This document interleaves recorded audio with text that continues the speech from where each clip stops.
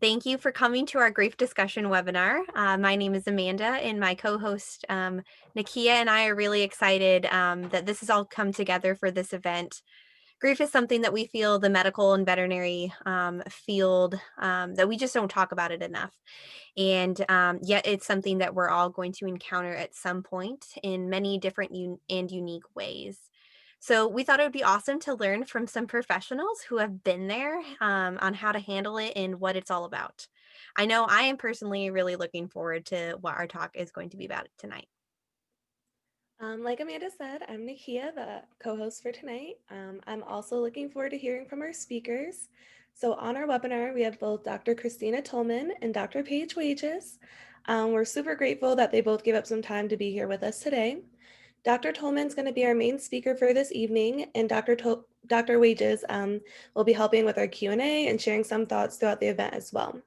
So I just want to take a moment to recognize and introduce these two amazing doctors.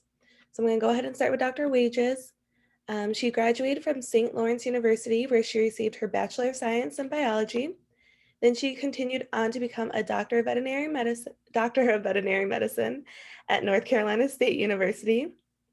And a few years later, um, she went back and earned her Master of Arts in Executive Leadership from Liberty University. Dr. Wages has experience working in a number of areas in the veterinary field, including lab animal research to shelter and adoption medicine. She is currently a mobilizer and leader for Christian Veterinary Mission short-term trips, as well as a veterinarian at an animal hospital in North Carolina. And so we're just super thankful to have her here with us this evening. And I have the pleasure of now introducing Dr. Tolman. She originally graduated from the University of Kentucky with a Bachelor of Science and then got her DVM at Auburn University. She then went on to do a variety of different things in the vet field, from being a large animal resident to being an emergency room veterinarian, an associate small animal vet, a relief vet / private contractor, a shelter animal veterinarian, and also the director of student outreach for Christian Veterinary Mission. And this year, she obtained her Master of Arts, Marriage and Family Therapy. So needless to say, she is overqualified for our talk tonight. Also, I just want to throw out a little reminder. If you guys have any questions, please add them to the chat box, and we might answer them throughout the talk, and we will definitely have a Q&A at the end. So yeah, throw your questions whenever you have them in the chat box, and we will get to them. So without further ado, I would like to introduce you all to Dr. Christina Tolman. There you go, unmuted now. Thank you. Appreciate the introductions, and I'm super excited to be here with you guys today. Mostly ladies, I think we have right now. What I'm going to do is screen share my presentation, and that way everybody can be watching. Let's see here. Do share. All right. Can everybody see my screen? Hope so. Yes, ma'am. Thank you. Yep. And as Amanda stated, I love interaction.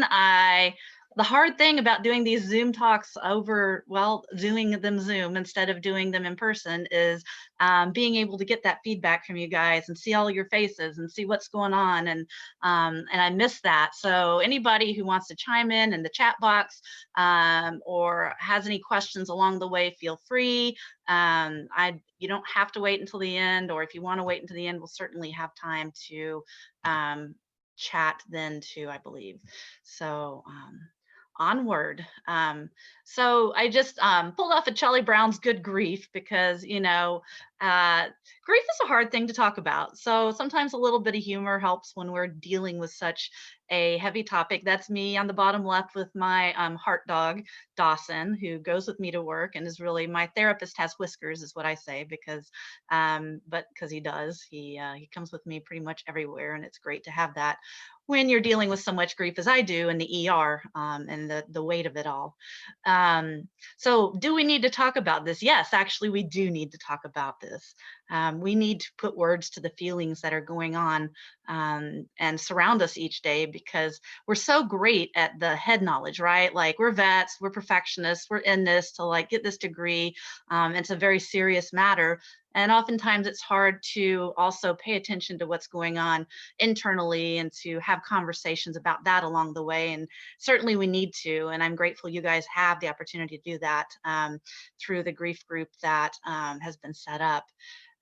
So in life, change is certain, right? Like, there's few things certain in life, but change is one of them. Change is going to happen. I mean, we're seeing that this year with COVID, aren't we? You did not expect to be on Zoom doing classes this way and doing meetings this way and having your community this way, but this is where we are. And oftentimes loss is a part of that change. So as a result of the changes you're experiencing now through just this, you've lost some sense of community, I expect. I expect there's the sense of, I'm doing all this work, but there's nobody around me necessarily physically that gets what's going on for me. And so life losses and life changes often go hand in hand. And so change isn't necessarily always negative. Often we have positive changes, but sometimes loss is integrated with that. It reminds me of the verse of Ecclesiastes 3:4, where basically to everything there is a season. There's a time for laughing and a time for weeping and a time for mourning. So just a little overview of what I kind of plan to talk about today. Number one, what is grief? Grief is our experiences or our reactions to our perception of loss. And I emphasize perception there because everybody's going to perceive a loss a little bit differently, right? I think even when I'm working with clients in the exam room, right, the loss of a pet for one person means so much different, something so much different than the loss of a pet to another person. One person, it's their guard dog, or it's a dog, it's just a dog. To another person, man, this was their daughter's favorite animal, and their daughter died in a car accident. And this is the only thing that they have left of their child. And so the emotional connection to that animal is so much greater. And so their experience of grief may be so much different than maybe somebody else's experience of grief. How do we experience life's losses? We experience them psychologically, emotionally, behaviorally, physically. It's a very holistic process. It can affect how you sleep at night. It can affect your energy levels, as well as affecting your emotions and your behaviors. If anger is a product of your loss and your grief, you may react to people differently. That may affect your social relationships and connections.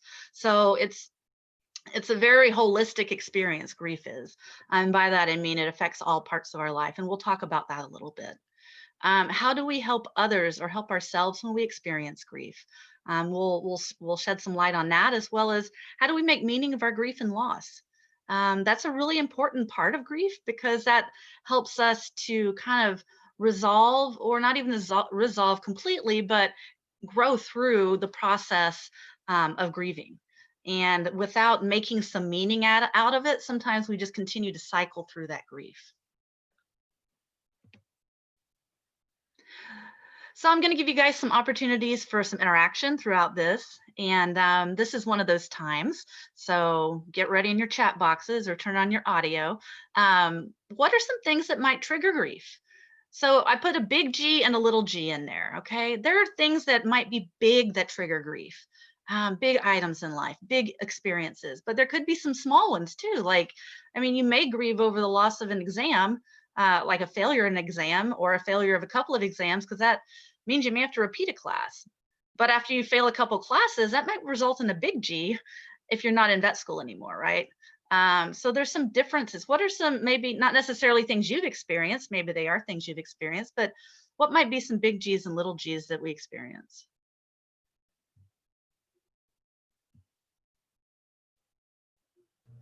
What about being alone? Or a loss of a pet? For sure. You have loss of family members coming up. Yeah. How about moving? Loss of a job opportunities, anniversaries, birthdays of past family members. That's a good one. A breakup. Loss of the semester. Yeah, right. Loss of a semester, loss of your community. Yeah. Yeah. Those are all good, guys. Those are all good. You know, and it's a trick question here because there's no wrong answer, right? There's no wrong answer in this. Grief can encompass so many things, and for what might trigger grief in one person may be a little different than the other. I put this up here as a little humor, but also it's real. For my example, like what I planned in life, I'm going to go through undergrad, I'm going to go through vet school, I'm going to become a vet. I was planning on large animal medicine, most likely equine, because I came from Kentucky, and Kentucky is an area with horses, right? And I grew up enjoying horses, riding horses, thinking that would be the route I'd go. Figured I'd, get married at some point, have 2.5 children, and life would continue on through in that trajectory. But life kind of did a whole lot of other things. I also thought I'd go into full-time missions. That was kind of my plan, was to go overseas at some point, marry some man, fabulous man who's mission-minded, and head to the mission field and do long-term missions.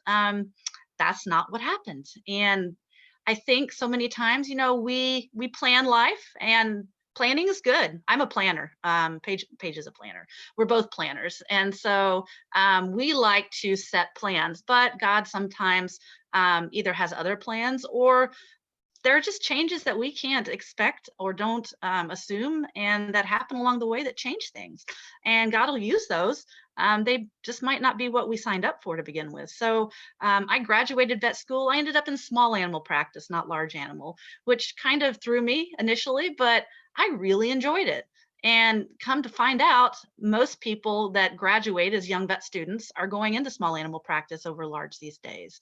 So instead of going to the mission field, my next stop was to work for CVM as a student outreach director, traveling around the country, speaking to student groups and getting to mobilize students into short-term missions, getting to coordinate real life, real impact weekends. I was scared of flying. It was a real interesting experience for me to be like, okay, God, yeah, let's do this. All right.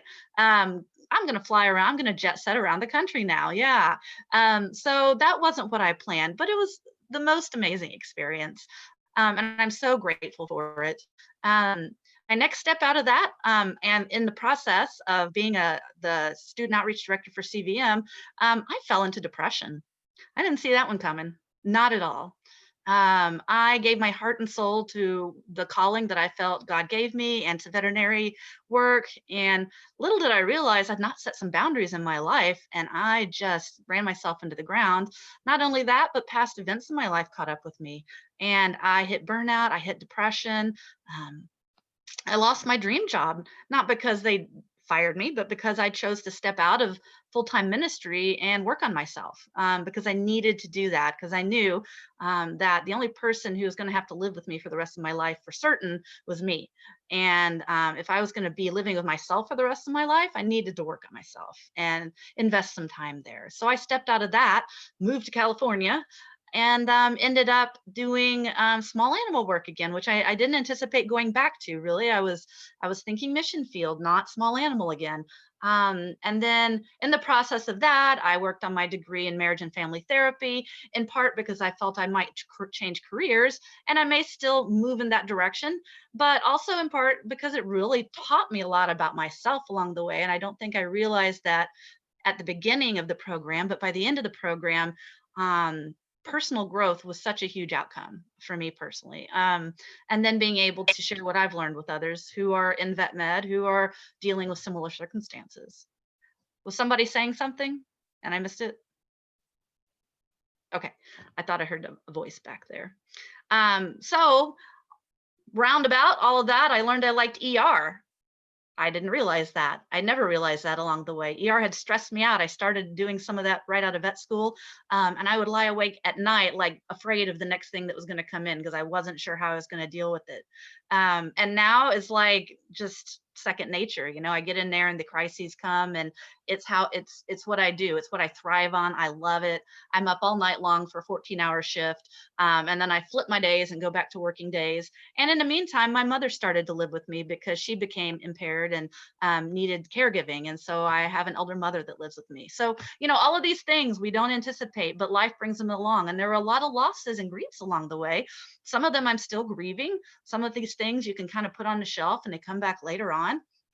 But areas you may experience grief ahead, pretty common areas, and you guys listed some of these, right?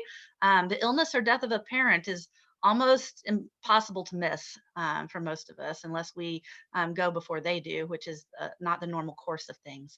But a major move was mentioned, the loss of a job position. Even if it's a loss that you've chosen to make, there's still loss. There's still perhaps people that you are connected to and that you will miss. The loss of a dream. For me, that was certain. When I left CVM, I really thought I was going to be working there forever, and that was a loss. But I realized along the way, God opened other doors for me. Career change, health issues, emotional, physical, whether you fall into mental illness or have a breakdown or depression or burnout, those are some pretty common encounters along our life's course. It's not unusual. We feel like we might be the only one when they happen, but they're really not. It's really so much more common than you may realize. The aging process. Okay, I just hit 40 a couple of years ago, and I'm like, I'm not 20 anymore. Okay. All right. There's some things that are good about this because I have more knowledge and I'm more settled in my career. But there's some hard things about this too. Like, the spring in my step, I got to work on it a little more. Like I like CrossFit and I like indoor rock climbing and I hike and I backpack and I do all these things. But like I got to put the work into keeping fit now. Used to, I could just go out and do whatever and whenever and eat whatever I wanted, and things change. Breakup, loss of a significant other, singleness, childlessness wasn't something I expected. Divorce, loss of a child is one of the hardest things I think some people may ever go through. The death of a close friend, dealing with a friend or vet colleague that has suicided. I've had one vet friend who attempted suicide. And as I mentioned to Amanda and a couple of ladies before this started, just in my own town here, I know of 2 ER vets that have suicided since I've been living here in California. And then another one that was, well, 3 actually. And we just had a tech recently that suicided in a nearby clinic in town. And so those are all really hard things to grapple with and to understand. Again, loss of independence, and then delayed grief. So ACEs, if you've ever heard of ACEs, adult childhood or adverse childhood experiences. Those are experiences that may have happened when you were young that you just kind of moved through life and didn't really think about them. And then later in life, they catch up with you and you realize, wow, this thing that happened to me in childhood, wow, that's really impacting how I see the world now, and can also lead to some issues. It did for me. It was a part of my depression that I had to work through past concerns. So I wanted to mention stages of grief, and so many of you, I'm sure, are familiar with the stages of grief, but then also some experiences that can come with them. So when we're kind of functioning along normally, right, with grief and before grief, and then you hit the event, whatever that event is, or that loss, and maybe it's big or small. And the first expression oftentimes is kind of shock or denial. I see that with myself, especially when I became depressed. I was like, I'm fine, I'm fine, I'm fine, I'm fine, I'm fine, I'm fine. So like, I'm not going to acknowledge the fact that I'm not fine. Or I see it with my clients where they're like, oh, well, she's never had any problems. Yeah, well, she does now. Well, she's always been healthy. I know, she's not healthy today, right? And then that can cycle into any one of these lower categories. So we can go to anger, we can go depression, we can go into a realm of bargaining where we're reaching out to others, where we're struggling to find meaning in what's happened. In our anger or in our depression, we can experience overwhelm, shame, helplessness. And then ultimately, we return to a meaningful life when we gain some acceptance of our grief and we get a little more empowerment and a sense of meaning and understanding. It's not going to fix the grief. It's not going to right something that's wrong or take away necessarily the pain, but it restores us to a level where we can move forward and we feel that that this isn't going to be something that puts us in emotional spirals the same way it used to. That made for a very clean looking process of grief. Okay, it's not clean. It's not clean at all. So this is an example of bouncing back and forth between all the stages: denial, bargaining, anger, back to denial, depression, all over the place. And it can come and go. It's not a clean process. I just want to make that evident, because we as vets want things to be neat and tidy and to put them in a little box and fix the problem, have a solution, and move on. And I think sometimes we're really hard on ourselves when we get to a place of our own emotional well-being, especially where we can't fix it. Yeah. Where we're feel like we're rolling around in these emotions and maybe we don't feel very equipped to know how to work through them. And it takes some patience with ourselves to sit in the place of pain and allow the pain to exist, allow the pain to be understood, and process through that. So I've already said a few of these things, and it's a little bit of a repeat, but grief is not on a schedule. We may feel like the grief comes and goes in waves, and that's very, very normal.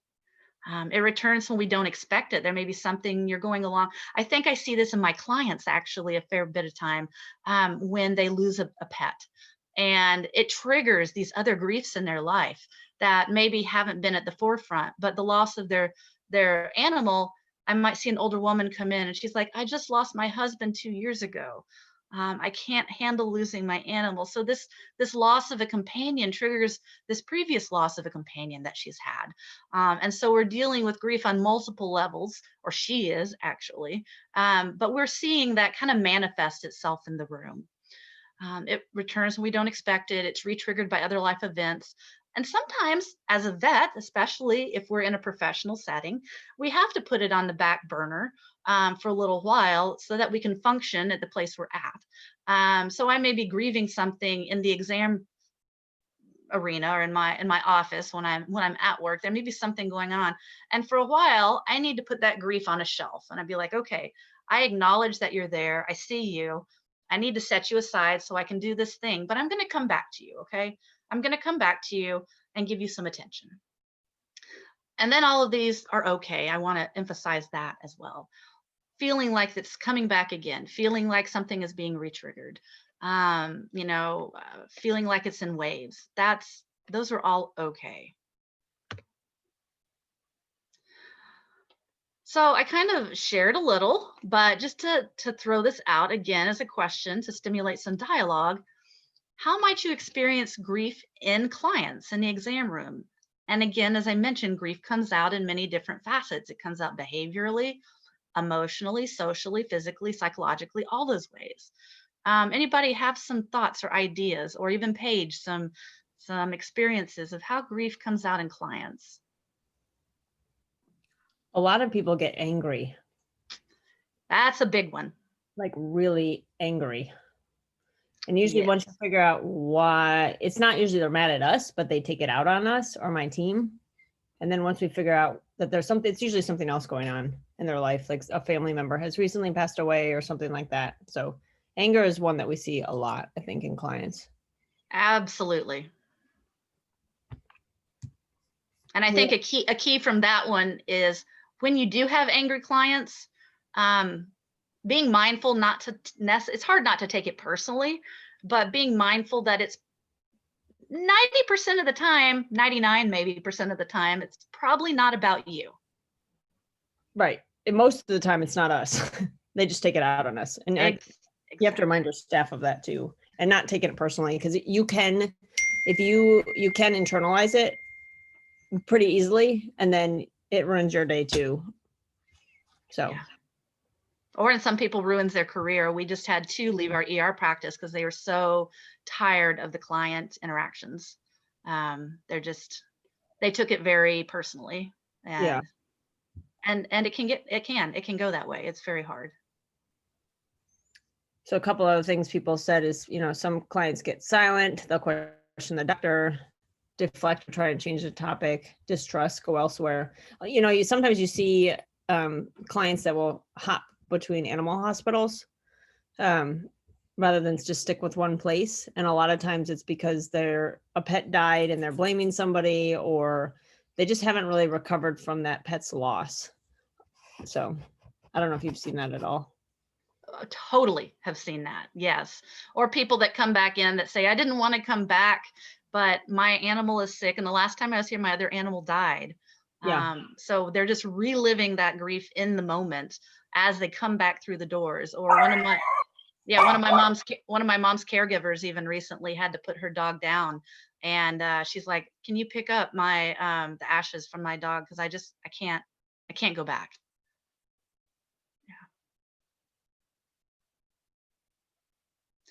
You might even see clients that physically become ill in a room.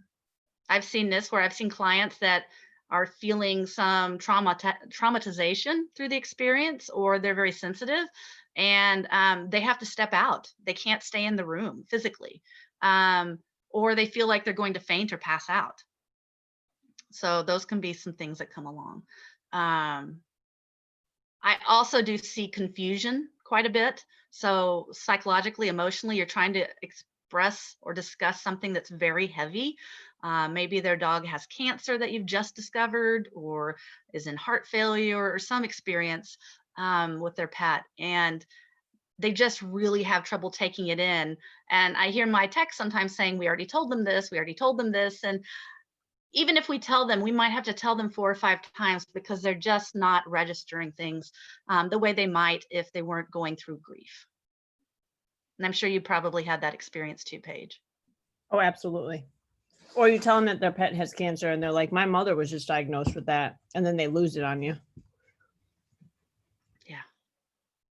Were there some other things in the box that people had shared? Not yet. Okay. All right, I'm going to move along then. And it all comes back to this cycles of grief thing, right? So all the things that our clients are going to experience are often connected in here. So the people who are confused or silent, right? The silent comment, they're still potentially in shock. They don't have words to put to it. Anger, the anxiety, the embarrassment, the frustration, the outrage that comes out sometimes at us in the room. And it may not have anything to do with what's happening in the room. Again, as Paige said, other things in their life may be going on. And this is what happens. These emotions come out, or these experiences come out. Or I have people that tell me, oh, well, let me just do this treatment. Oh, what if I just do this treatment? Will that fix it?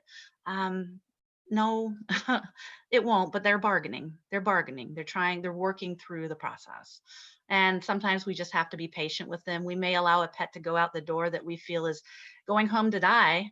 And they may bring it back again for euthanasia. They may not, but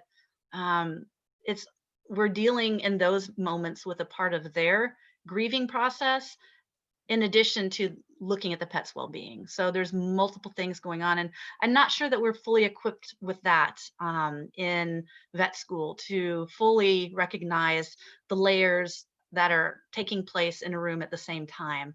I think we're getting better at that, and clearly I haven't sat in a vet school classroom for 15 years, and I've gotten some insights along the way from vet students, and know that there's more happening. And clearly you guys have a grief group, so there's more happening to recognize these concerns. Thought I would put out some comments about responding to grieving clients, and ways that we can do that. We only have a short time with them usually. In the type of practice that Paige is in, she has ongoing relationships with her clients. I'm an ER. I see clients for a short time, sometimes a few times. I may have some repeat people, or as I call my patients, repeat offenders, because they're usually coming in eating something, or poisoning themselves by eating something, or swallowing. I took out 4 tennis balls from a English bulldog last week or the week before, and I'm sure I'll see that dog back again because it was only 9 months old. So we have these repeat offenders, so I may see them multiple times, but you only have a short time oftentimes. So providing them a private space to grieve is of utmost importance. And our staff know to take people who are very emotional or very bereaved or very upset into a private room, whether they need to sit in some silence or have a conversation. It's not to be done in the lobby. They need some space and privacy. Huge part of this is acknowledging their grief and loss. This is also something we need to do with ourselves or anybody. You can apply this response to grieving clients as a response to your friends, response to your family. Acknowledging the grief and loss is so important. And this employs some reflective listening skills. So to hear what they're saying and reflect that back to them just acknowledges what's happening. So somebody may be crying in the exam room about their animal, and I reflect back, this is a really, really painful process. I know this is a really hard thing for you to go through right now. You know, your animal is really sick, and you've given so much time and love to her over the years. This is going to hurt. This does hurt. Sitting with them in the pain for a brief moment is acknowledgement of their grief and loss. Allowing the feelings of your client, as long as they're not harmful, okay? If you have a client, we've had clients that punch through the walls. That's not okay. That's a behavioral outburst that can't be tolerated, anything violent. But assuming that they need to sit there in silence for a minute, that they need to sit and cry for a moment, that's sometimes they feel awkward crying in front of us. And I just reassure my clients that this is your family member. Of course you're crying. If you weren't crying, that would be unusual, right? So just kind of normalizing those emotions for them and taking away a sense of shame that they may feel by showing emotions, because so many of us for so long, especially older generations, are taught you shouldn't show emotion. It's not okay. And it is okay, actually. And even if you cry with your clients, which I have done with a few, that's okay too. That's also okay. I don't do that often because when my emotions start getting tied into that, it's draining. It's personally draining. So I've learned ways and tools to show empathy, but yet also keep my myself intact so that I can continue to deal with the ongoing traumas that come through the ER. Withholding judgment is important, and I think it gets really easy because that becomes a defense mechanism for us when we have very high emotion clients, to be like, oh my gosh, that client is like so over the top, so blah blah blah, so angry, so whatever. And sometimes I have to normalize that with my staff in the back, that yeah, they're processing right now. This is a big loss for them.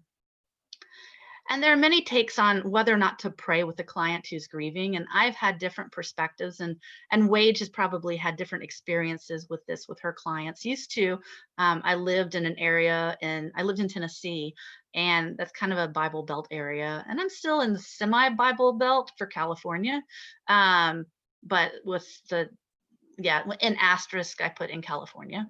When I lived in that area, there was a lot more acceptance of prayer with clients, and a lot more of my clients, I knew them. I knew their affiliations. I may have seen them out in the real world or at church or whatever. So to pray with them was normative for them and was something that they welcomed. I'm much different about that in the ER, because I don't want my feeling of need to pray with somebody to put another layer on them at that moment of what they have to decide that is okay and not okay. I can be Jesus to them with my presence and love and care for them in the room without my need to pray. Now, if they're communicating with me, Fluffy is going to go to heaven, is going to be with so-and-so, then they've opened up that door, and I may say, hey, would you like me to pray for you guys in this process? You want to speak to your experiences on this page? Yeah, I mean, it depends on the client. You know, a lot of times we'll ask if we can, I'll ask if it's okay to pray. Most of my clients know that I'm a Christian and do the mission trips. And so I'll just ask, you know, is there something I can pray for, or how can I pray for you? Or, you know, do you want to pray now? Can I pray for you later? That kind of thing. It's kind of funny. I had one client that was really struggling with her mother being ill, and her husband was ill at the same time, and her dog was sick. And I started praying with her for her dog, over her dog. for God's will to be done. And then she just started coming in by herself for prayer. And so that opened up a whole other window of opportunity to be able to help them as well. But, it's awkward at first, I think, for a lot of people. But if you just ask and be genuine about it, a lot of people will be very open. You'd be surprised at how many more people are open to it. Mm-hmm. Thanks, Paige. There's certainly other ways you can follow up with clients, cards, paw prints, etc. But really, I kind of wanted to emphasize just how we can encounter it in the room.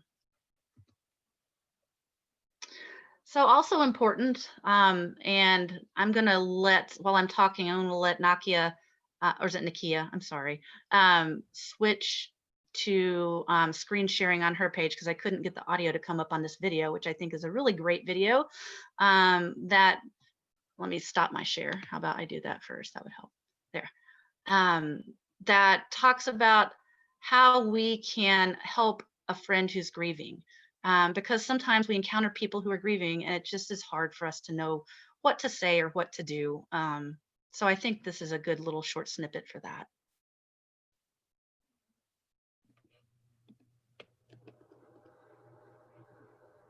So what do we do about all the pain we see in the world? All the pain we feel in our own lives? And why does it seem like our best efforts to help somebody feel better always backfire? I've been studying intense grief and loss, baby death, violent crimes, accidents, suicides, and natural disasters. And I've learned something really interesting. Cheering people up, telling them to be strong and persevere, helping them move on, it doesn't actually work. It's kind of a puzzle. It seems counterintuitive, but the way to help someone feel better is to let them be in pain. This is true for those giant losses and the ordinary everyday ones. Educator Parker Palmer writes, "The human soul doesn't want to be advised or fixed or saved. It simply wants to be witnessed exactly as it is." He's talking about acknowledgement here. Acknowledgement is this really amazing multi-tool. It makes things better even when they can't be made right. For example, somebody's struggling. Their baby died, or there's been a bad accident, or their mom got sick, and they're just sad. It's way more helpful to join them in their pain than it is to cheer them up. But here's what we tend to do instead. You have 2 other children, you need to find joy in them. Or, you know what you need? You just need to go out dancing and shake it off. Or, I felt really sad once. Did you try acupuncture? We're not really sure what to do with someone's pain, so we do what we've been taught. We look on the bright side. We try to make people feel better. We give them advice. It's not like this is nefarious. I mean, we try to cheer people up because we think that's our job. We're not supposed to let people stay sad. The problem is, you can't heal somebody's pain by trying to take it away from them. Now, acknowledgement does something different. When a giant hole opens up in someone's life, it's actually much more supportive to acknowledge that hole and let pain exist. It's actually a radical act to let things hurt. It goes against what we've been taught. In order to really support you, I have to acknowledge that things really are as bad as they feel to you. If I try to cheer you up, you end up defending yourself and your feelings. If I give you advice, you feel misunderstood instead of supported. And I don't get what I want either because I wanted you to feel better. It's pretty rare that you could actually talk somebody out of their pain. Rarely does the admonishment to look on the bright side actually heal things for someone. It just makes them stop telling you about their pain. It's so tempting to try to make things better. When somebody shares something painful, it's much more helpful to say, "I'm sorry that's happening. Do you want to tell me about it?" To be able to say, "This hurts," without being talked out of it, that's what helps. Being heard helps. It seems too simple to be of use, but acknowledgement can be the best medicine we have. It makes things better, even when they can't be made right.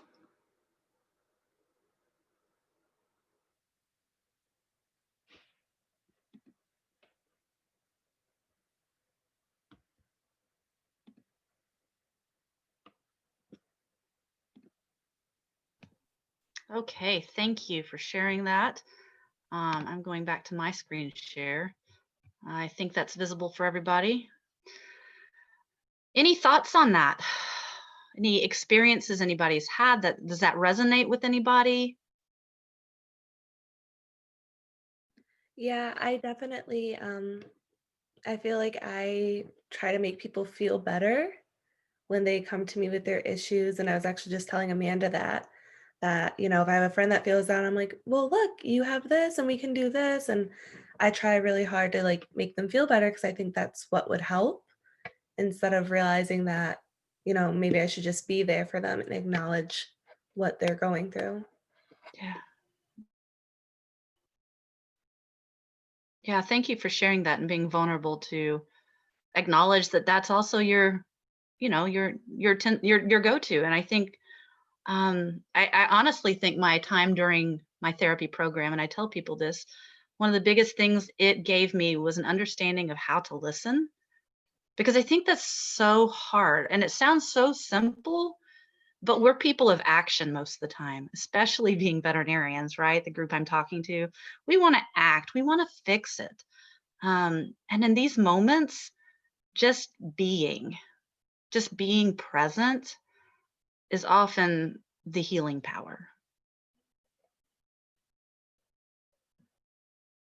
Yeah, no, that was really helpful. Anybody else?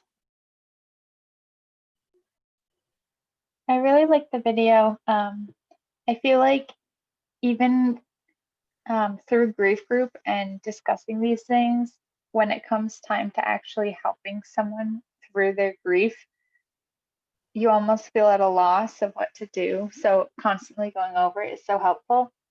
And that kind of also made me realize too that sometimes when I'm not sure what to do or how to help someone face it, I kind of do what they were talking about and trying to make it better, but in other aspects of their life.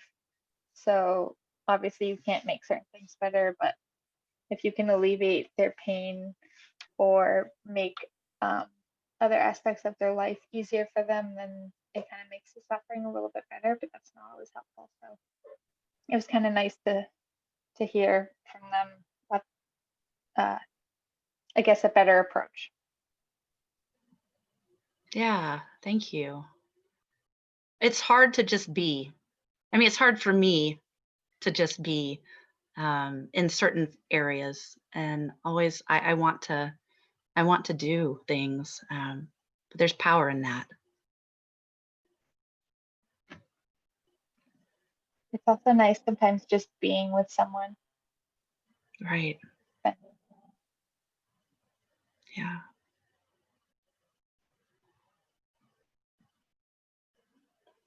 Amanda pointed it out how important it was to, we just needed to listen better, which is, it's a good video. I mean, think about it, but Yeah.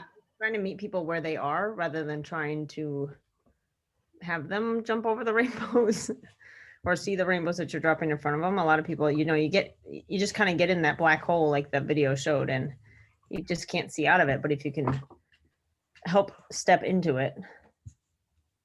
And sometimes that means feeling the pain, and that's where we don't oftentimes want to go, because to step into that place of pain, you step into a place also of discomfort for yourself, and that's hard.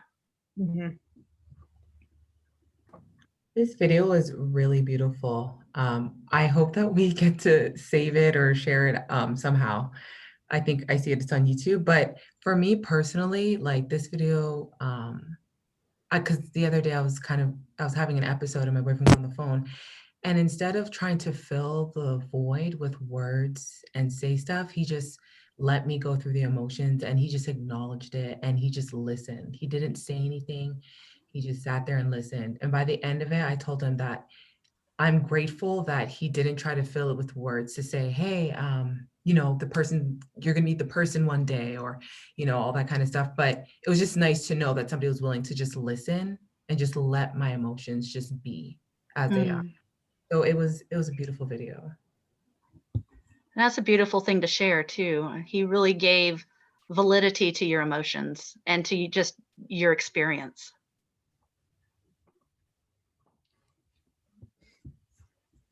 Looks like this video is going to be posted on the CSA page later. So Sounds you guys good. can watch it again. Okay, I'll move along. I can certainly take, if anybody else has something else they're wanting to say, please interrupt. That's fine, I don't mind. I think I'm moving along, hold on, maybe. There we go. So, you know, the fun part is when, what do we do with our own grief, right? So helping others is within our skill set. In general, we want to help others. We're helping animals, we're helpers. That's kind of how God programmed us. I appreciate this quote, grief can deplete you to such an extent that the slightest tasks become monumental, and what previously was easily achievable now may seem insurmountable. So we may have that experience with our own grief, just something that completely overwhelms us. And, you know, I've had times where I'm like, I don't have time for this. I don't have time for this. Well, in some ways you don't have time to not deal with your grief. You don't have time to not listen to it. It's not going to give you that option. So we may as well acknowledge it, right? Like we've got to acknowledge it. We may have to set it on the shelf at times, for sure. You have to function, but we need to acknowledge it. And sometimes acknowledging it means giving yourself space, depending on the magnitude of the grief for you. Giving yourself time to feel your emotions, not expecting them to just go away in a day or two or a week or two or even a year or two. Recognizing the part of you that needs to be heard and validating that part of you is so important. When we invalidate a part of ourselves, we're telling a part of ourselves that it's not okay to be you. It's not okay to be who I am, because part of who you are, part of who God made you to be is a person who experiences the full range of emotions. And one of those emotions is sadness. And sadness is an appropriate emotion when you're grieving. I like this quote from Brene Brown too. She writes some amazing books. If you haven't read any of her things, she does a great book on shame. Yeah, she's got some good stuff out there. But she's a psychologist, and she says, let go of who you think you are supposed to be and be who you are.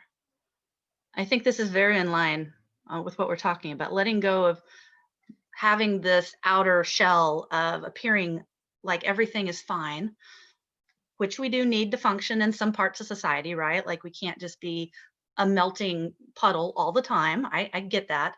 But there are times where we have to let go of that veneer and just be who you are, be authentic, be present with your emotions.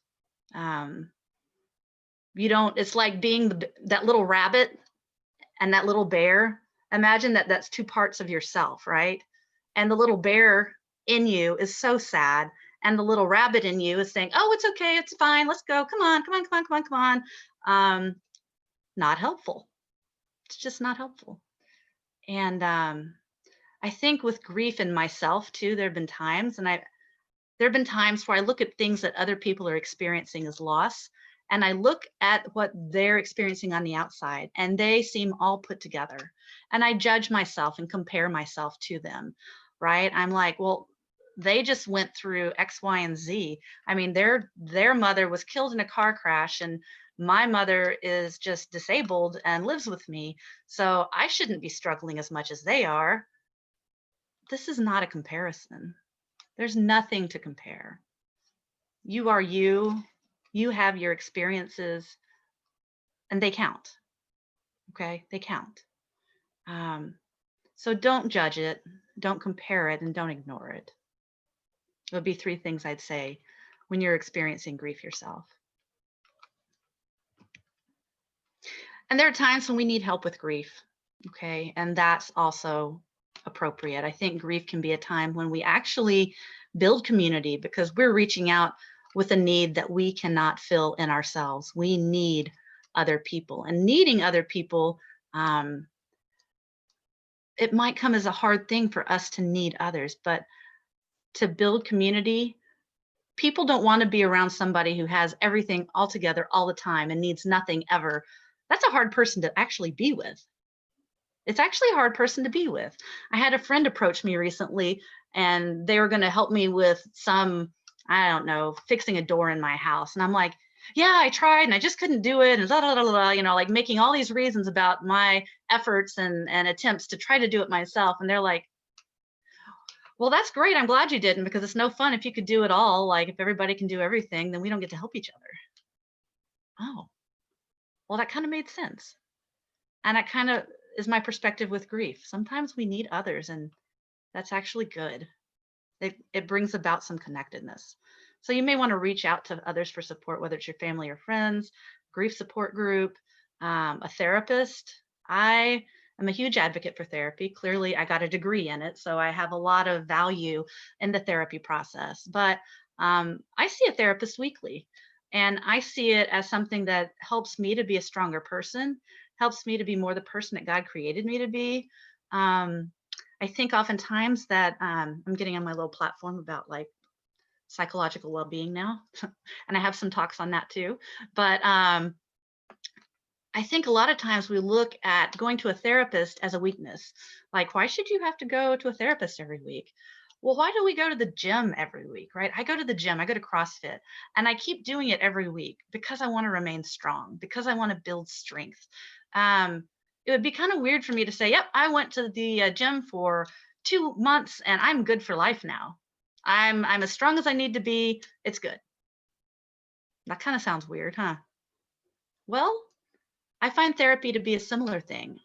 I continue on with it because it helps me to be emotionally strong, psychologically strong, and it helps me to live with myself when I've had my own struggles with depression, and to be able to recognize things. There's also hotlines, and I'll have some of those listed a little bit later on, just as resources specifically for suicide. Might not be something you need, but it's something that's good to be aware of, that's out there. So if you don't need it, then you can provide that option for others. Yeah, kind of back to this again. Be kind to yourself, because we want grief to be quick and easy. And it's kind of a tangled mess. It feels like that.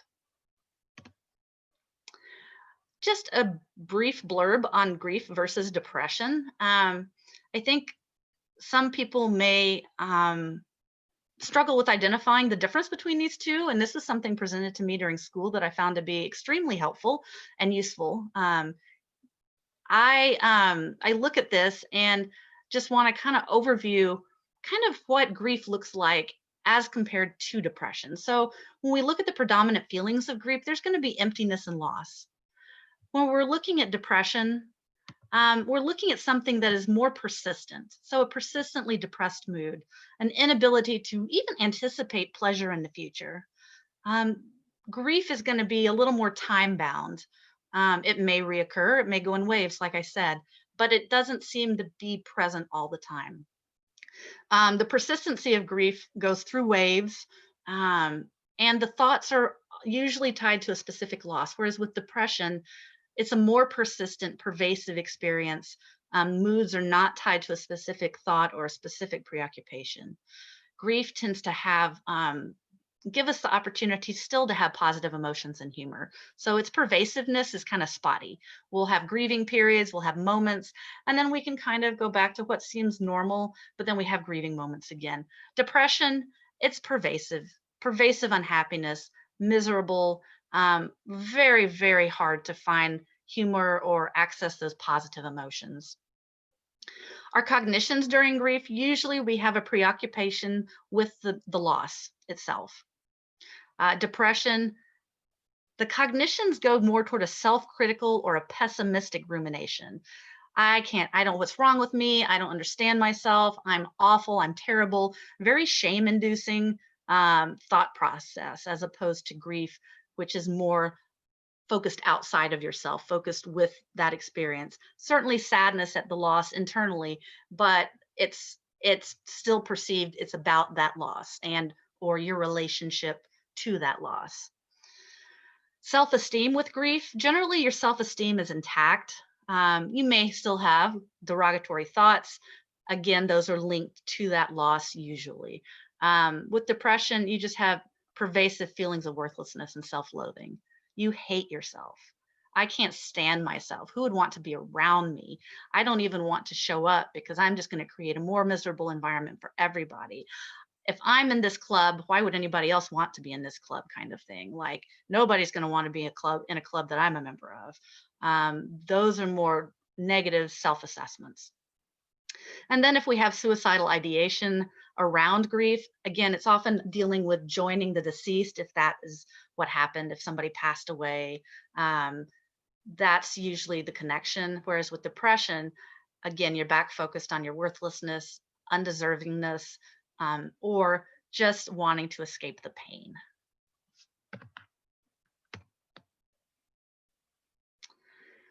Going back to grief and loss in general, this isn't to put a rainbow on it, but this isn't a but, this is an and. Grief happens and growth often occurs in the midst of loss, right? Letting go of one thing so we can grab onto another is often part of a grieving experience. Like when I left my previous job, I left a job back in February. I was so sad to leave that job. I'd been there 6 years. It was another ER position. I loved my staff. I loved my job in the sense, but 2 years ago, the management had changed. And I knew when that management changed that this was just not aligning with my values. And I really tried for 2 years to make it work. I value my own self-care and had to set boundaries so that I was getting the time off that I needed. I valued the well-being and care of my patients, not my patients, but my staff, of course my patients, but my staff in a way that was different than how my management and how the owners valued my staff. And so that just continued to rub with me. And I ultimately had to let go of that job.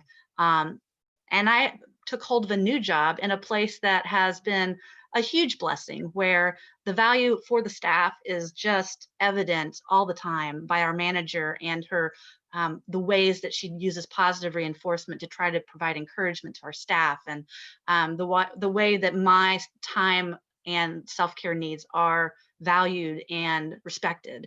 So I had to let go of one thing, but I grabbed onto something else. And so I grew through that process. And it also helped me realize that I could do this, like standing up for myself and realizing, no, it wasn't me that was a problem at that old job. It was just a bad fit. That ended up being a growth point for me because I learned more about myself. So the second point, we learn about ourselves in new ways through grief. We really do. We also learn about others and how we can better connect with others, I think, when we experience our own grief and loss. Because had I not gone through things, I think about like depression, for example, it would be super hard for me to connect with people who are also experiencing emotional distress. Because I was one of those types of people that just wanted to pull myself up by the bootstraps and move on and just not acknowledge the emotional experiences I was having. We may come out of growth or out of loss understanding God differently. I know that's been true for me. Also, it may take you through some confusing phases about understanding God.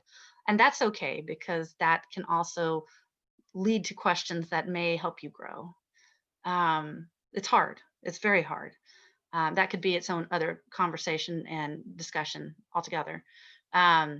Opportunities for building connections with others come out of loss. And once again, even so, with all this growth, grief is painful, and I don't want to negate the importance of recognizing that. Brief mention of theodicy, because I found this particular book to be so meaningful to me when I was finishing my master's program. Theodicy is the understanding of how do God and suffering coexist in our world. I think that goes right along with grief. Again, this could be a whole other topic of conversation for an hour. How do people make meaning out of suffering and still have faith in God and a loving God? This book right here was one that after 10 years of being in my master's program, because I took the extended version rather than the accelerated way through my master's, this book, after 10 years, I was like, where was this book 10 years ago? Because it just really brought to light the ways people experience suffering and make meaning of it from a biblical context. Understanding how God is present in the midst of suffering. And as I read this book, I realized that the ways that I used to process suffering and God's presence didn't work for me anymore. I had to understand God and suffering in a new way after these experiences. And this book just was very helpful. So I just like to pass on helpful things, and that's one of them. Of course, a reminder throughout all of this is God is with us in our grief. He does not leave us. He does not abandon us. He may not feel like he's there. I've had so many times where I just felt like, God, I know you're there. I just don't feel you. I know you're there, but I just don't feel you. We're reminded that grieving is okay through Jesus' experiences, his human, very human experiences. He wept after learning of Jesus' death, of Lazarus' death. And that was in John. I put the scripture here to go along with these. That's supposed to be Jesus hears about John the Baptist beheading, not John hears about John the Baptist beheading. That would be, he was very dead. He would not have known about that. But anyway, I'll fix that later. But Jesus, when he heard about John's beheading, this was his cousin. And there's just a very brief mention in Matthew of him going off to a solitary place. And we can imagine the grief he must have experienced and needed to process. We don't hear about a lot of Jesus' humanly experiences, but we see glimpses of them through the Bible. We're told that God will never leave us or forsake us multiple times throughout the Bible, as he led Israel through to the promised land, through their wandering. They were reminded that God will never leave you or forsake you. And we can take that to heart. And that nothing can separate us from the love of God. Paul reminds us of that in his letter to the Romans. Absolutely nothing can separate us from his love. Even if we can't feel it's there, he's there.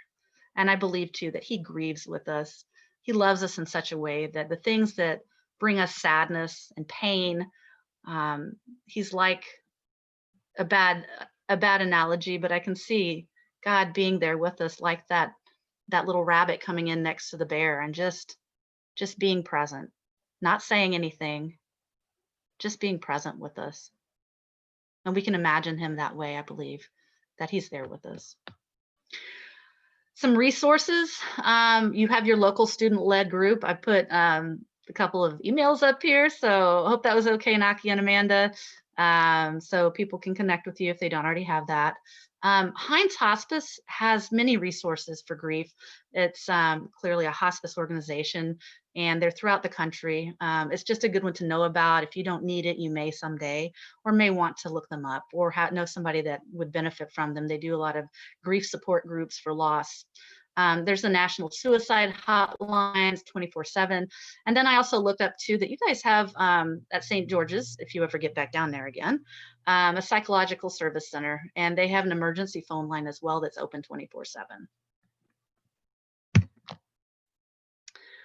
Now I was going to open this time to questions. Once again, this quote came to me. I looked it up from a friend that sent me an email one time about a year ago, when I had a relationship that ended, that I didn't want it to end, but it made me very sad that it had to end. And she sent me this, and it just reminded me that, I'll just read it. When you grieve, you're doing something very helpful for yourself. You're feeling what it feels like to accept reality, and you are entering a process that is temporary. It does have an end to it, rather than a permanent attempt to hang on to the person. So you are also valuing what you love and appreciate about the person. And that is truly a loving thing. You cannot grieve over someone you have no value for. And as I was in a grief process, losing somebody that was important to me, and I was angry about it at the same time, I had to remind myself that there was value in that relationship. And so my grief demonstrated the fact that there was value there, and I needed to appreciate that. So that helped me through that process. Thought it might be helpful to somebody else. Any questions? Feel free to chime in, or I'm going to stop the screen share. So.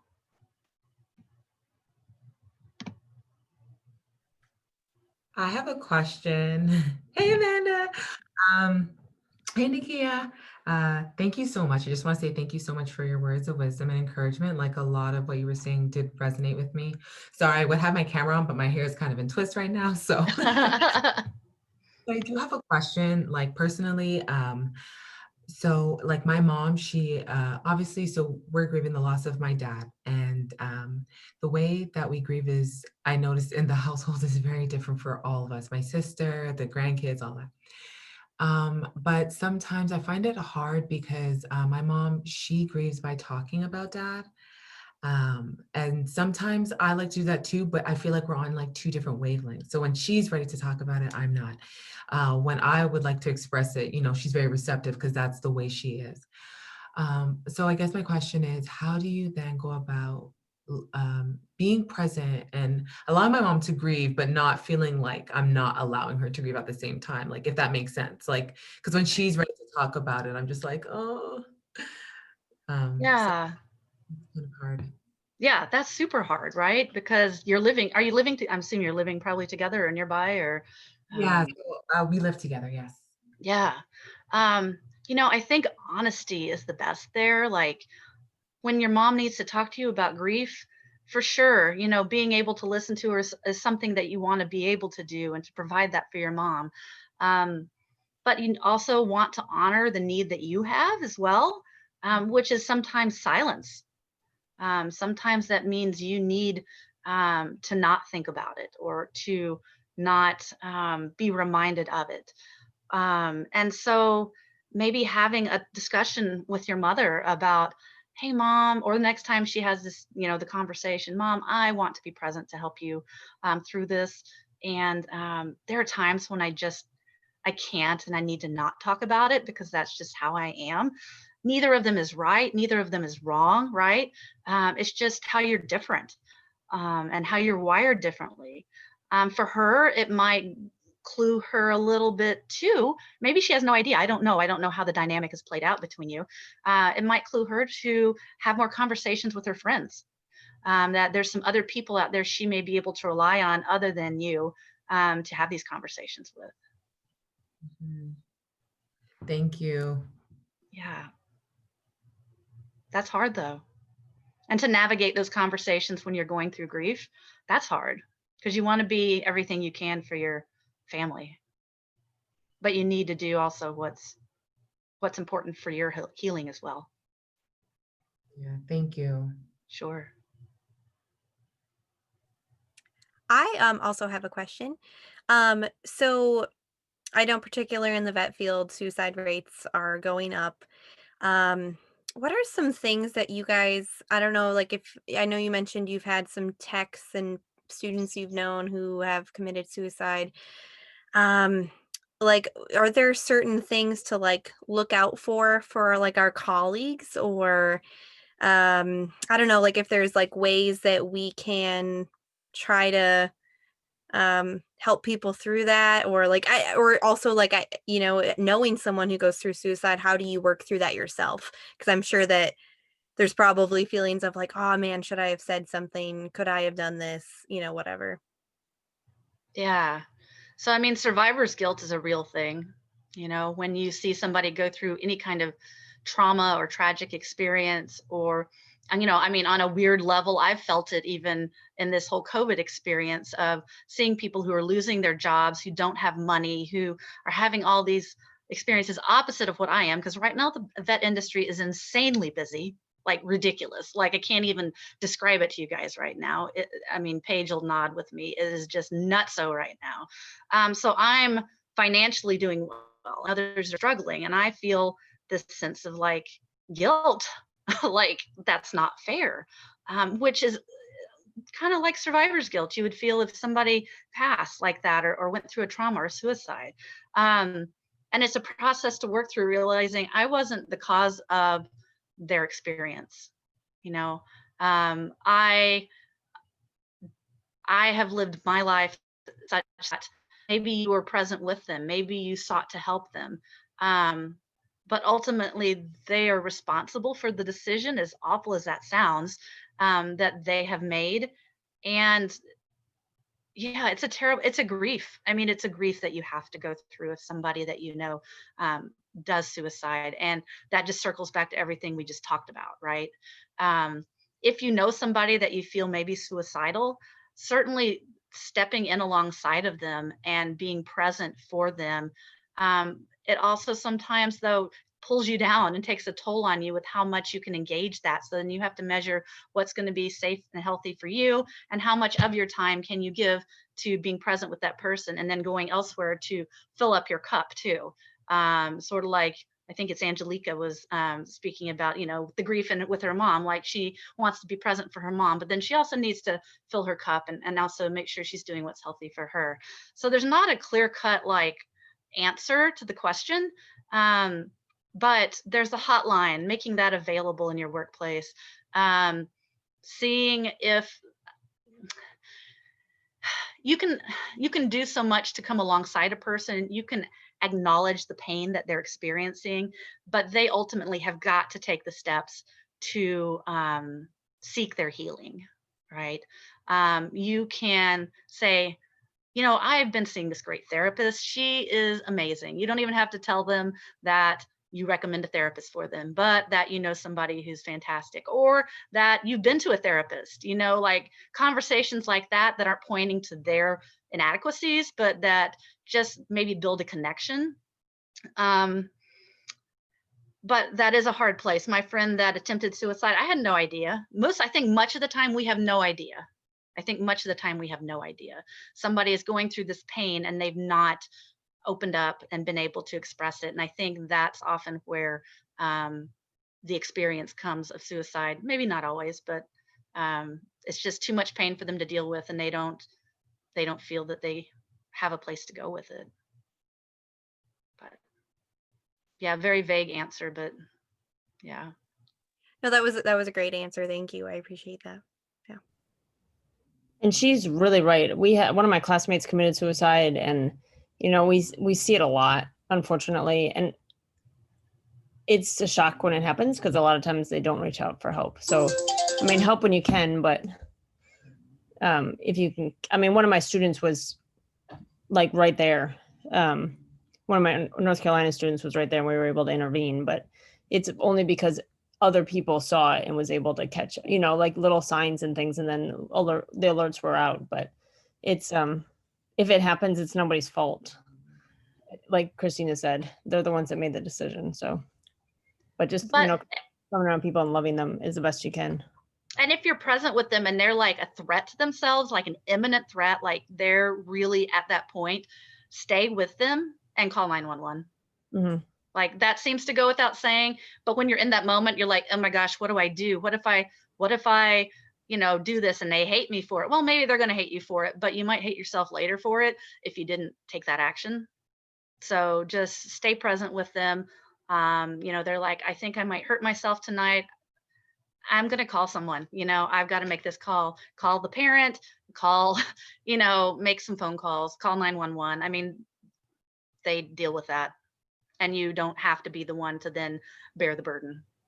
And they may never, ever, ever talk to you again afterwards, but that's okay. A lot of people, sometimes one of the students that I helped is super mad at me still, but she's alive. So right. That's okay. I'm okay with that. Exactly. So, yep. I had 2 questions. Yeah. So my first one was when dealing with clients with grief, and you were saying, it's okay to show emotions, and there's some doctors who may say to kind of distance yourself from that and don't show emotions to them.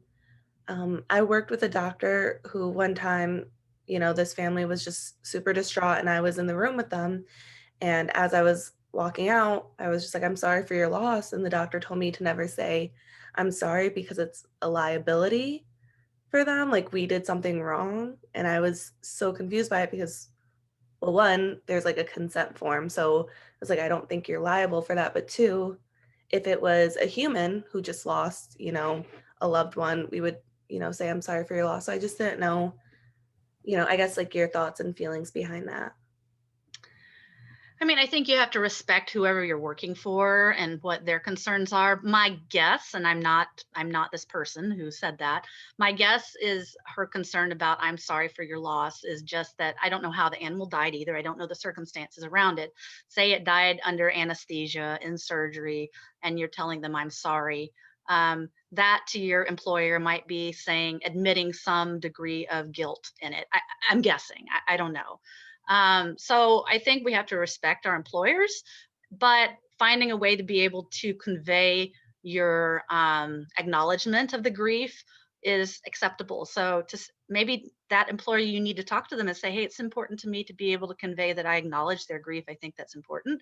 So is it okay for me to say, I'm so sad for your loss? Or can I say, I understand this is so painful. Let us know if there's anything that we can do. You know, maybe it was semantics.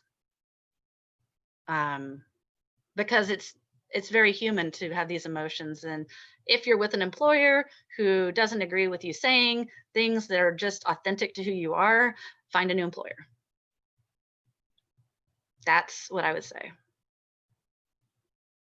But first have the conversation, because it may be semantics, you know, it may be something that simple. I wouldn't walk out on it like that, as long as there's somebody that you can have the conversation with. I think communication is just utmost, and it doesn't have to be a big blow up. It just has to be, hey, I understood that wasn't something that you wanted me to say.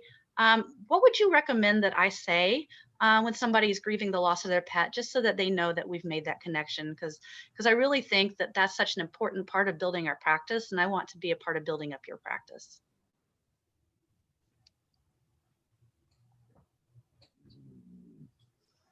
We cry with our clients. We all bawl like babies. We had 4 euthanasias today, back to back. My clients were dying. I mean, my staff were dying. It's pretty funny. They have big puppy eyes, and that's okay. So, and and in my world, we may see 10 euthanasias in a night, and rarely do we cry, right. Because we're in a different zone, and we're seeing trauma and death and animals flailing around with congestive heart failure that clients are struggling to decide whether or not to euthanize. So I see a lot of technicians with walls, which is their defense mechanism. Also okay, right? Every now and then the emotions trickle through for them, and I like to see that, because I know that they're not completely, you know, hardened.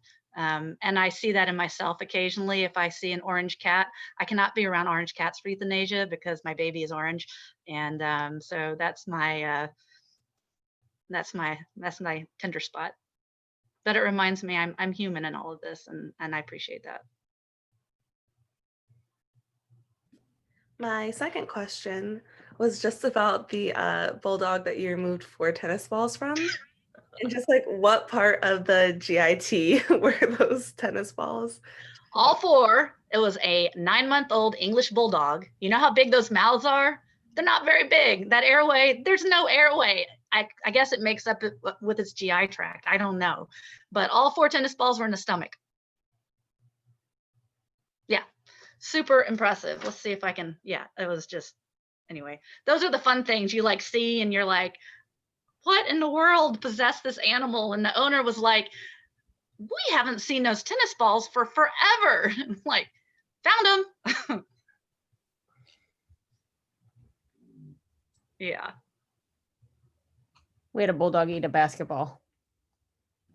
That's ridiculous. He was chewing on it and went down, and then went boop in the stomach. Filled back up. Best x-rays ever. That's ridiculous. Yeah. Like, how do these animals do this? They're not supposed to live very long. They're bulldogs. Did his stomach look like, could you see that there was a basketball, or did it just look like an air-filled, like almost like a GDV stomach? No, you can see the lines from the ball. Oh, okay, yeah. Yeah. Oh, here's mine. Let's see if I can make this visible. There they are. That's awesome.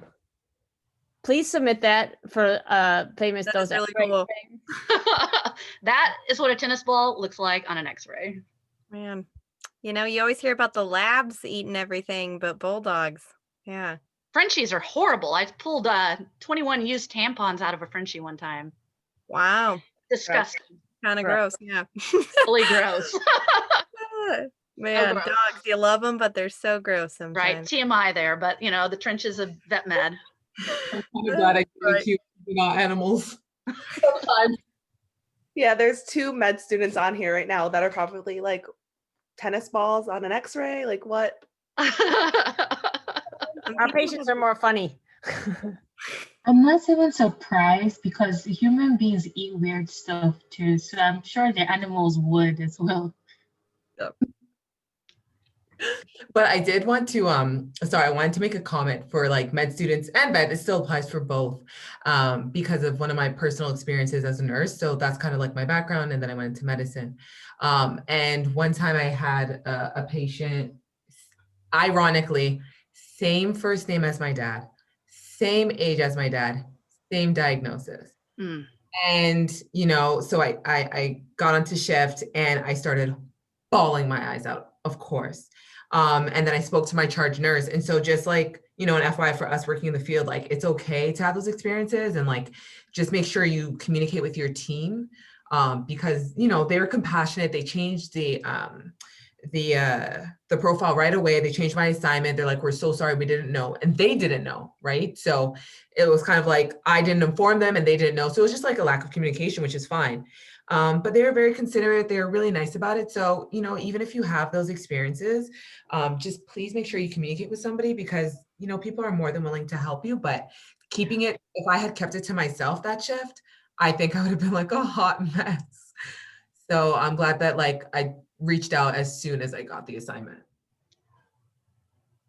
Appreciate you sharing that. And I think that goes with, I think, some grief in general. Like if there's something major going on in your life, I know there are vets who are like very private about things happening in their lives, and don't want to share anything that's happening. And I'm not going to advocate for oversharing, because there's a time and a place for everything at work. But if there's something serious going on in your life, sometimes it can be helpful for your staff. I found it helpful for my staff to know that I'm going through something that may cause me to be a little more emotional today than usual. When I broke up with a boyfriend, for example, I came to work and I'm like, you guys, I just went through a breakup. I'm probably going to be a bit teary today. And I was like crying in between clients and sucking it back up and then going back in the room. But you know, if I wasn't communicating with them a little bit, at least from my perspective, it would have been really an awkward experience for them because I would have been way different than my norm, you know. For them to just have some insight, maybe some of them would say it's weird, but I think most of them would have been like, oh, we get it, you know, like I can relate. All right, okay, that makes sense. How about you, Paige? Any thoughts on? No, I think it's important. Communication is key. I mean, it doesn't matter what it's about. Even, you know, if you're grieving about something or you've got something going on, generally in, you guys know, in any kind of situation, especially a stressful work environment, communicating and let people know that something's going on. So, I mean, Angelica, you had one that's very unique to medicine, and I appreciate you sharing that because certainly the things I shared were more from a veterinary perspective, hopefully cross over some, but not in that way. So I really appreciate the input from the med students. I also just wanted to make a comment because I loved when you were presenting about not comparing, because I feel like Amanda and I, leading the grief group, sometimes we'll share, you know, a story about like a parent that we've lost or, you know, something, and someone will come to the grief group and say they can't share because their grief is about failing an exam. And we're like, but your grief is just as important to you. And like how you said, you know, God walks with us and like the things that sadden us and the things that, you know, feel like a loss to us, he's right there with us and he feels that loss with us. And so I think it's just super important for people to know that, you know, just because I'm going through this grief that you perceive is bigger than your grief, it doesn't mean that your loss is any less to you. And so just, you know, a reminder to like the people around us, yeah, maybe my day is hard because of a death in my family, but your day is still hard because you're sick or because you failed an exam or whatever it is that you're going through. And just like being there for our colleagues and our peers, you know, even if they think that their loss isn't as great as ours. and just remember, a lot of people think that their problem is like their own and they live on an island. But the more you share with other people, you might find that there is other people out there with something similar. And that's why God brings groups together, and he does it on purpose. He puts people in certain places at certain times for a reason. And that's so that, you can help each other get through things through opening up. So there's no such thing as coincidence. So just remember that God's always working. So. And we were created for community, and sometimes it's the grief that pulls us into that community, right? I even had a vet school classmate who recently shared that she didn't realize how prevalent it was for people to be in a relationship with or married to people who have a certain kind of psychopathology. And she ended up getting out of an abusive marriage. And it wasn't until, like, I never knew she was in that kind of a marriage, and I knew her while she was married. But it wasn't until she was out that she started sharing about her experience. And she never realized all along that, oh, well, I'm not alone in this experience, and not realizing how she wasn't going to be able to fix this experience because this is the person she married, and it was an unhealthy relationship. But you're invalidated in those relationships a lot of times, so it's a crazy making experience, right? But being now part of a community, she sees how much more prevalent it is, and feels validated for her decision.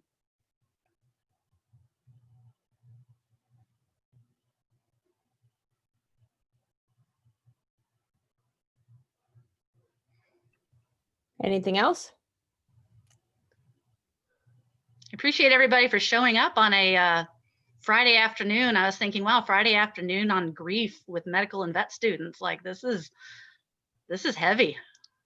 This is heavy stuff.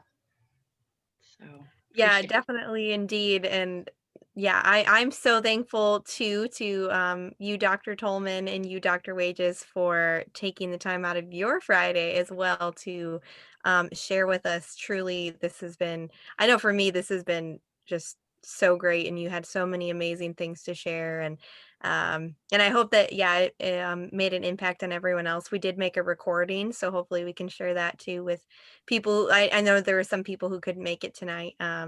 But yeah, thank you so much. You guys are both amazing, and we genuinely appreciate you giving up this time for us. Yeah, well, glad we could do it. So, and if there's anything else you guys need along the way, just touch base. You have my email. All right, perfect. Mm-hmm. All right, well, if no one else has anything else, enjoy your guys' Friday, and have a blessed weekend. Yeah. Hey, Christina, do you want to close us in prayer real fast? Yeah, I'd be happy to. Father God, I thank you for this opportunity we have to come together and just to share, to be a community via Zoom, via all parts of the country. I thank you that you're ever present with us in our times of grief, that you know the depths of our heart, you know the pain that we experience, and that you never leave us during those moments or at any time. But it's during those moments sometimes that we feel you the least. And I pray that your presence will be felt for each person here, and the losses they may be experiencing in life or those down the road. God, I just pray for continued strength for the semester and the tests ahead and the challenges of all the Zoom meetings and getting labs done via technology.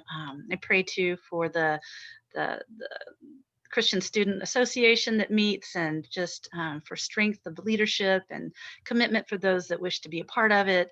There's so many distractions, and Lord, we just know that that you're number one, and you're why we're here, and we're grateful for the skills you've given us to be able to follow in this career path. We lift these things up to you, I pray in Jesus' name. Amen. Amen. Amen. All right. Thank Thanks, you. guys. All right. Have a good weekend. Thank you. Thank you both so much. Safe. You're welcome. Bye. Bye, everybody. Bye.